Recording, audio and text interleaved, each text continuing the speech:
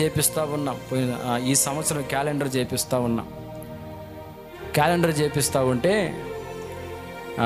Ajay brother తర్వాత నేను మరి కొంతమంది సహోదరులు పోయి క్యాలెండర్ ఏర్పాటు చేస్తూ ఉంటే ఫస్ట్ పేజీ డిజైన్ చేయాలి.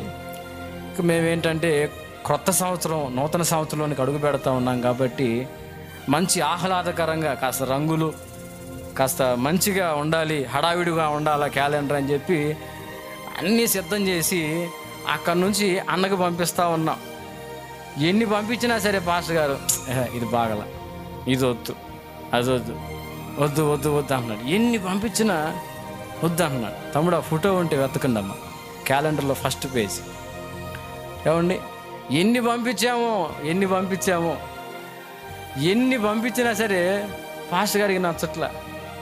ఇక దానిలోకి రంగులు మంచి మంచి రంగులు యాడ్ చేస్తున్నాము, ప్రకృతి సంబంధమైనవి ఏవేవో పెడతా ఉన్నాం. కానీ అన్నకు నచ్చట్లా. చివరికి ఎక్కడో మారుమూల సిస్టంలో ఎక్కడో వెతికితే ఒక్క బొమ్మ దొరికింది. అది తీస్తే మాకు నచ్చలా. కొత్త సంవత్సరం అంటే ఏదన్నా కాస్త ఉద్యమంగా మంచిగా కలగా ఉండాలి, ఇదేంది బొమ్మ, పాత బొమ్మ ఇలా ఉందేంది అని చెప్పి మేము అనుకుంటే పాస్టర్ గారు అన్నాడు అది వేయించండి అన్నాడు. ఏమండి అది వేయించండి అన్నాడు.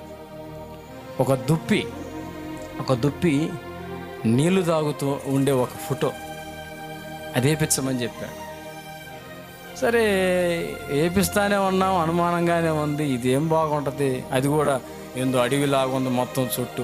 మీకు తెలుసు కదా ఎంతమంది చూశారు క్యాలెండరు, వాళ్ళు దొరకలేదు అట్టుకుంటే పాపం పర్లేదు. ఎంతమంది చూశారు మన క్యాలెండరు? చూడకపోతే ఇంటికి వెళ్ళినాక చూడండి, నేను చెప్పిన మాట గుర్తుపెట్టుకొని.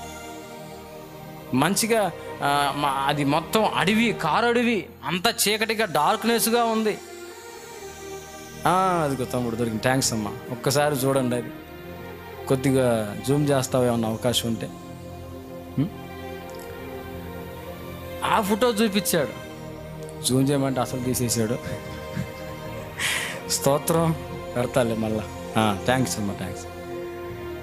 ఈ ఫోటో చూపించినప్పుడు నాకు అనిపించింది, శాలేమన్నకి ఇది నచ్చింది, అదంతా ఏందో పాచిపట్టిపోయినట్టు, ఆ చుట్టూ చీకటి గమ్మ ఉంది, ఏందో అది వచ్చి కాస్త నీళ్ళు తాగుతుంది. మీకేమన్నా అర్థమైందా? దానిలో మీకేమన్నా అర్థమైందా?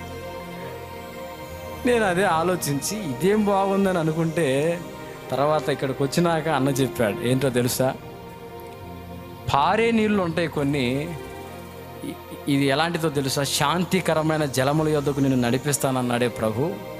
ఆ నీళ్లు చూడండి ఎంత నిమ్మలంగా ఉన్నాయో, ఎంత ప్రశాంతంగా ఉన్నాయో చూడండి. అంటే అన్న చెప్పింది ఏంటంటే ఆ పిక్చర్ చూస్తూ ఉంటే ఒక ప్రశాంతమైన వాతావరణం కలిగిద్ది, ఒక నెమ్మది కలిగిన ఒక అనుభవం మనకు కనపడతా ఉంటుంది. అందులో ఎటువంటి తొందర లేకుండా ప్రశాంతంగా దుప్పి నీళ్లు తాగుతూ ఉందో చూడండి. స్తోత్రం కలుగునుగాక, హల్లెలూయా. మన జీవితం కూడా అలాగ ఉండాలని దేవుడు కోరుకుంటా ఉన్నాడు. హల్లెలూయా. గట్టి కొట్టండి, చప్పట్లు గట్టి కొట్టాలి. మన జీవితం అలాగూ ప్రశాంతంగా మన దినాలను వెళ్ళబుచ్చాలని దేవుడు కోరుకుంటున్నాడు. కానీ హడావిడితో, పరుగులతో, ఎవరిని ప్రయాసలతో వద్దు. అలాంటి జీవితం ఎవని మనసు నీ మీద ఆనుకుంటుందో వానిని నీవు పూర్ణ శాంతి గలవానిగా చేస్తావు.